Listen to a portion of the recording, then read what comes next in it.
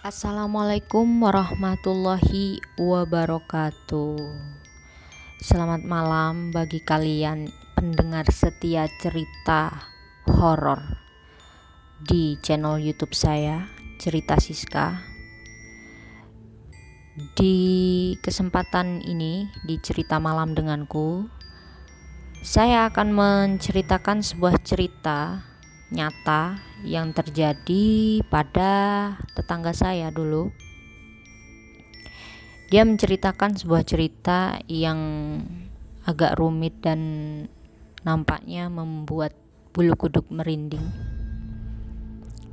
Dan cerita itu berjudul Tante Tina. Oke, jadi ceritanya itu adalah saya punya tetangga namanya itu Warsina. Di sini nama dan desa saya samarkan ya, karena menjaga privasi seperti itu. Jadi aku punya tetangga yang namanya Warsina. Beliau ini seorang pendatang, jadi bukan warga asli sana. Mereka pindah dari luar kota ke Malang itu udah 2-3 tahun. Jadi Warsina ini tinggal dengan suami dan kedua anaknya. Nah, Bu Warsina ini kan udah nggak pernah pulang kampung selama sudah menetap di Malang. Itu dia nggak pernah namanya pulang kampung. Setelah itu dia bercerita bahwa dia juga sudah lost kontak dan nggak pernah mengabari kondisinya di sini dengan keluarga yang di sana gitu. Dan dia pun juga tidak tahu bagaimana kondisi saudaranya yang ada di daerah tempat asalnya. Lah, Bu Warsina ini mengalami kejadian ganjil saat itu, entah gimana ya, nggak bisa dimasukkan ke dalam logika juga seperti itu.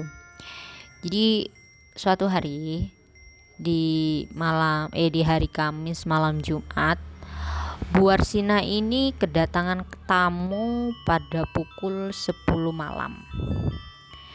Kemudian tamu itu mengetuk pintunya.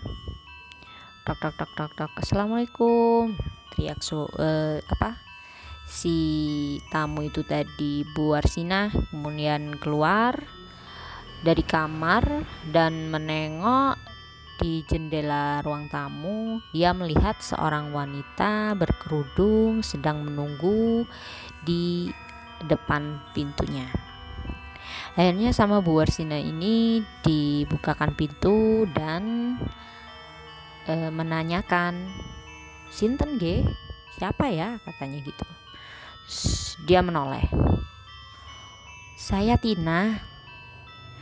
Aku dulurmu loh, nah," gitu katanya.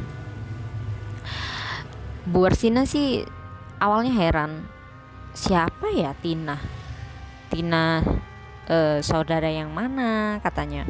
Dia masih mengingat-ingat sampai lama gitu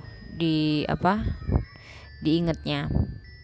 Setelah itu dia, oh, anaknya Bu Lili itu ya, Tina anaknya Bu Lili yang lagi kerja di Surabaya dulu, tapi sekarang nggak tahu. Ayo masuk. Disuruhlah Tina itu masuk ke dalam rumah. Tina masuk ke dalam rumah dan Bu Warsina duduk di sampingnya. Mereka berbincang santai saat itu. Bu Warsina kemudian menanyakan kepada si Tina bagaimana kabarnya, dan katanya kerja di Surabaya. Terus si Tina menjawab bahwa dia sudah berhenti sejak 1 tahun yang lalu dan dia memutuskan untuk kembali. Penjelasan Tina seperti itu. Bu Warsina berpikir bahwa si Tinah ini kembali, mungkin mau stay di kampung halaman ya, mungkin membantu bapak ibunya untuk menjadi petani seperti itu, menjadi pedagang di kampungnya sana. Terus si Tinah ini ada perlu apa kok malam-malam datang ke sini, katanya seperti itu. Terus si Tinah ini menjawab bahwa aku sedang berlibur saja di Malang, nggak lama kok, dan minta izin juga ke Bu Warsina untuk nginep di rumahnya selama 5 hari seperti itu. Terus si Bu Warsina ngebolehin dia nginep di sana. Jadi setelah diizinin oleh Bude Warsinah itu tadi, si Tina tinggal di Malang selama 5 hari. Untuk 1-2 harinya itu tidak ada masalah sama sekali dan tidak ada kejadian aneh, dan dia juga tidak ada kayak planning untuk keluar kemana, main kemana gitu saat ada di Malang. Jadi Bu Warsina juga santai-santai aja, nggak ada keanehan-keanehan yang terjadi di rumahnya. Tina juga kayak membantu dia untuk cuci piring, terus nyapu, bebersih rumah, ya seperti yang dilakukan aktivitas perempuan saat di rumah lah. Terus dia juga mengantar anaknya sekolah yang kecil itu, terus nyiapin sarapan, dibantu juga, pokoknya pekerjaan rumah itu selalu dibantulah sama si Tinah itu tadi lah. Di hari ketiga dia itu rada aneh, katanya Bu Warsinah ini tadi. Jadi si Tinah ini setiap jam 10 malam dia itu memasak. Jadi memasak masakan yang porsinya amat sangat banyak. Dia itu katanya kalau udah sore dia pergi ke pasar dan membeli kayak kebutuhan pokok untuk dia masak nanti malam itu tadi gitu loh. Dan pasti masakannya itu jam 12 itu sudah kayak kayak tersaji, tinggal makan kayak gitu loh. Itu di hari ketiga seperti itu dia lah. Warsina sendiri pun tidak mencium bau wangi atau bau masakan yang biasanya orang kalau masak itu tercium baunya kayak gitu kan. Kenapa kok si Tinah ini masak dia kok nggak tercium bau kayak bau sedap kayak gitu kan, nggak ada sama sekali ya. Dia masak nggak ada bau sama sekali kayak gitu kan. Terus Warsina tahu sendiri kalau dia itu tiap jam 10 itu masak, dan keesokan harinya pasti makanan itu sudah nggak ada. Jadi kayak masak kayak masakan yang banyak banget kayak gitu itu, tapi paginya itu sudah nggak ada seperti itu. Itu selama 2 hari, jadi sampai hari keempat. Di hari keempat Warsinah ini habis duhur katanya itu dia itu pamitan ke Bu Warsinah itu tadi, aku mau ke makam katanya. Lah Warsinah ini sampai bertanya keheranan, loh mau ke makamnya siapa, kamu di Malang kan nggak punya saudara, katanya kayak gitu. Terus si Tinah ini bilang kalau enggak, aku ada orang kenal tuh di makam, jadinya aku mau ke makamnya, katanya gitu. Si Warsina ya aja wis, terserah mau ngapain, katanya gitu. Dan dia saat itu ada kejanggalan saat itu ya. Di rumahnya itu seperti kayak di rumah Warsina itu seperti kayak suasananya itu kayak rumah duka kayak gitu loh. Kayak gimana sih, suasananya nggak enak banget, hening kayak gitu. Biasanya rame, ada anak-anak, kok saat hari itu si Warsinah ini rumahnya sepi banget. Anak-anak juga habis pulang sekolah biasanya main di depan TV itu moro langsung tidur kayak gitu kan. Setelah itu si Tinah ini habis ke makam, dan dia nggak kembali lagi ke rumahnya si Warsina.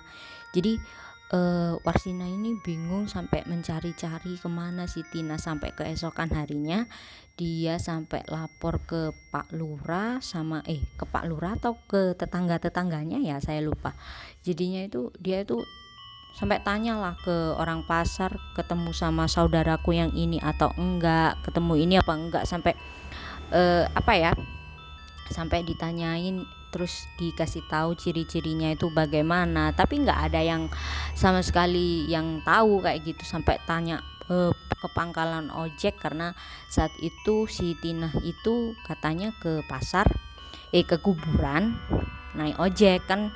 Kebetulan kuburan di sana itu jauh banget kan, agak jauh lah, soalnya satu desa itu dijadikan satu kuburannya, dan itu tuh jauh sekali ke arah utara.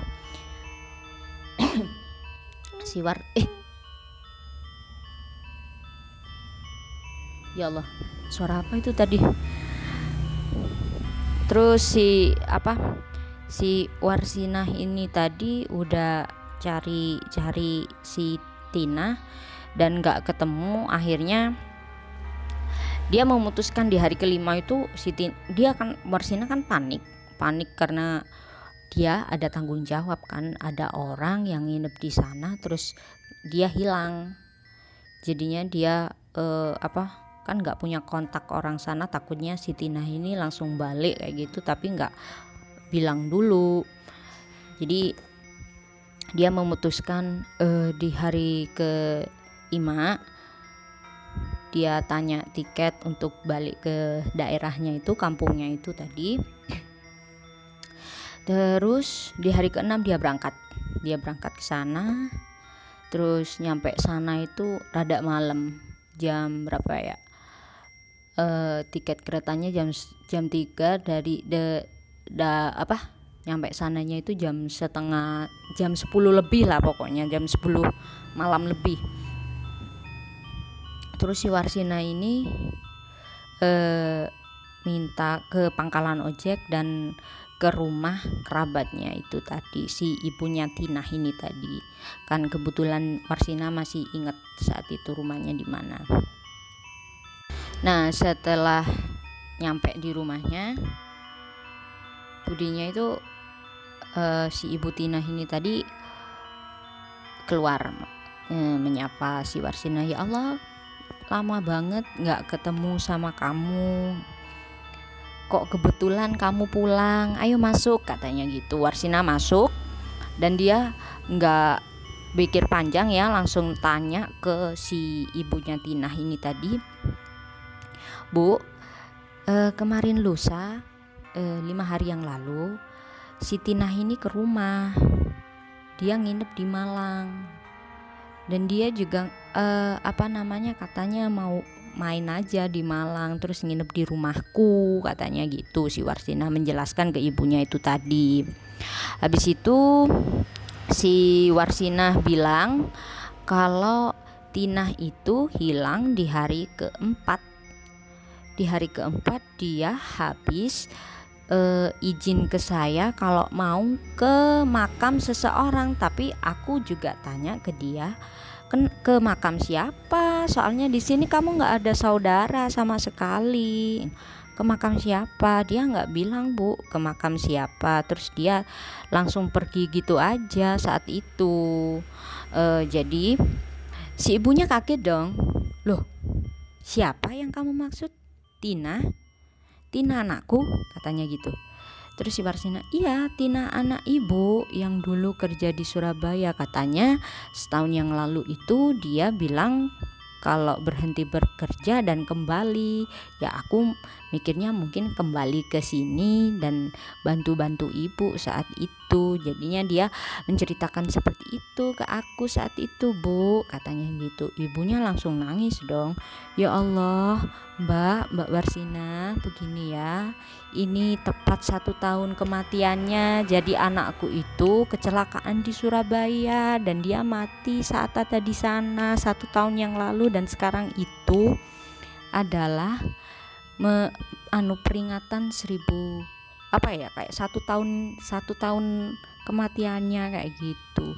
Warsina langsung terkaget dong mendengar penjelasan dari Ibu Tinah itu bagaimana. Jadi menurut kalian siapa Tinah itu ya yang kemarin ke rumah Ibu Warsina? Apakah kalian pernah mengalami hal seperti itu?